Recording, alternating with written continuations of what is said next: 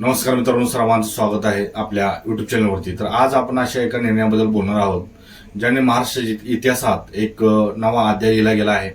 हा निर्णय म्हणजे मराठा समाजाला मिळालेलं आरक्षण आणि या ऐतिहासिक निर्णयाचे शिल्पकार महाराष्ट्र राज्याचे मुख्यमंत्री श्री देवेंद्र फडणवीस साहेब।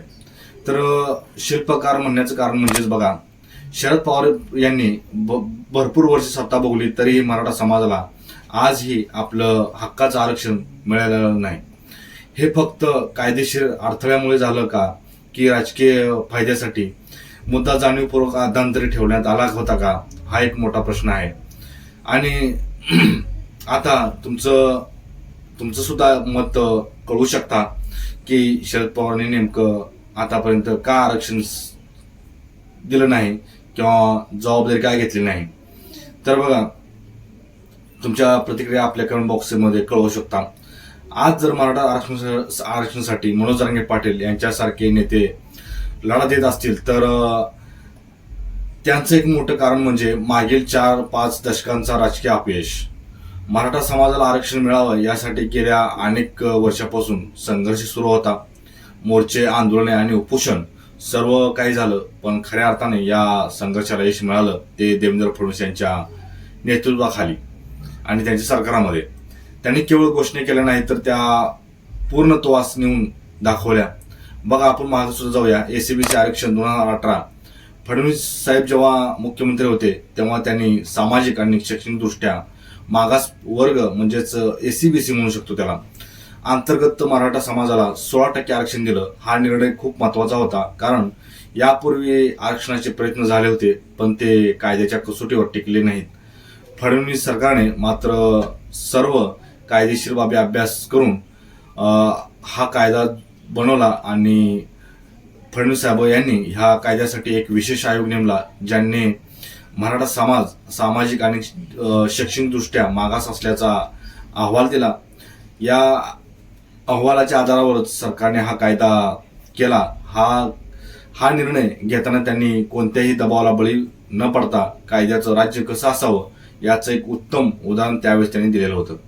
त्याच्यानंतर बघा, मनोज जरांगे पाटील यांच्या आंदोलनानंतरची भूमिका 2023 मध्ये मनोज जरांगे पाटील यांच्या नेतृत्वाखाली सुरू झालेल्या आंदोलनाने पुन्हा एकदा मराठा आरक्षणाचा प्रश्न ऐरणीवर आला। यावेळी फडणवीस यांनी अत्यंत समंजस आणि संयमी भूमिका घेतली। त्याने आंदोलकांशी वारंवार संवाद साधला, त्यांच्या मागण्या समजून घेतल्या, अनेक बैठका घेतल्या आणि चर्चेतून मार्ग काढण्याचा प्रयत्न केला। त्यांनी कोणत्याही परिस्थितीत कायदा आणि सुव्यवस्था बिघडू नये याची काळजी घेतली। फडणवीस यांनी मराठा समाजाला आरक्षण देण्यासाठी आपली सरकारची असलेली वचनबद्धता पुन्हा एकदा सिद्ध केली। नवीन कायदा आणि ओबीसी मध्ये आरक्षण, मनोज जरांगे पाटील यांच्या आंदोलनानंतर सरकारवर मोठा दबाव होता, पण फडणवीस यांनी कोणतीही घाई न करता पूर्ण अभ्यास करून आणि कायदेशीर बाबी तपासून एक नवा कायदा आणला। या कायद्यानुसार मराठा समाजाला कुणबी जातीचे दाखले देण्याचा निर्णय घेण्यात आलेला आहे। मित्रांनो, हा निर्णय क्रांतिकारी होता, कारण यामुळे मराठा समाजाला ओबीसी आरक्षणाचा लाभ घेता येणार आहे। फडणवीस यांनी केवळ एक विशिष्ट गटच नाही तर सर्व मराठा समाजाला न्याय मिळावा यासाठी प्रयत्न केले। त्यांच्या या भूमिकेमुळे अनेक वर्षापासूनचा प्रश्न कायमस्वरूपी सुटण्याच्या मार्गावर आहे। देवेंद्र फडणवीस यांनी मराठा आरक्षणासारख्या गुंतागुंतीच्या प्रश्नाला सोडवण्यासाठी जी दूरदृष्टी दाखवली ती खरंच कौतुकास्पद आहे।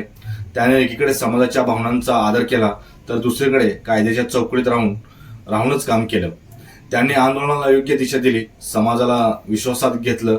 त्यांच्या याच दूरदृष्टीमुळे मराठा आरक्षणाचा प्रश्न केवळ आश्वासनापुरता मर्यादित न राहता प्रत्यक्षात उतरला। मराठा आरक्षणाच्या संघर्षाला देवेंद्र फडणवीस यांनी एका निर्णायक टप्प्यावर आणून ठेवलेला आहे।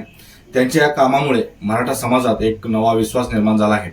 म्हणून आपण त्यांना मराठा आरक्षणाचे शिल्पकार म्हटलं तरी काही वावगं ठरणार नाही। मित्रांनो, तर तुम्हाला सुद्धा फडणवीस साहेबाबद्दल तुमच्या नेमक्या प्रतिक्रिया काय आहेत, त्या प्रतिक्रिया येणं इतक्याच गरजेच्या आहेत मित्रांनो। आणि व्हिडिओ आवडल्यास आपल्या चॅनलला सबस्क्राईब करून घ्या आणि महत्त्वाचं म्हणजे आपल्या चॅनलवरती तुम्ही नवीन असाल तर चॅनलला नक्की सबस्क्राईब करून घ्या। जय हिंद।